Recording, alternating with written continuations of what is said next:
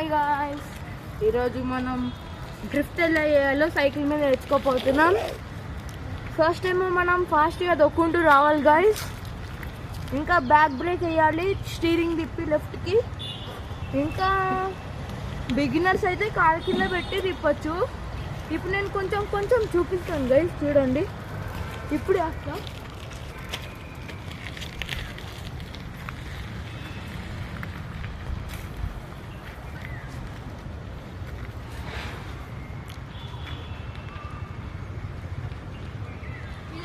ఇలా ఫాస్ట్ రావాలి, లెఫ్ట్ తిప్పి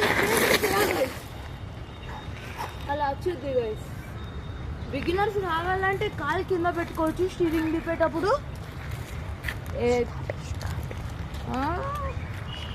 Don't forget to like, share, subscribe guys. Thank you.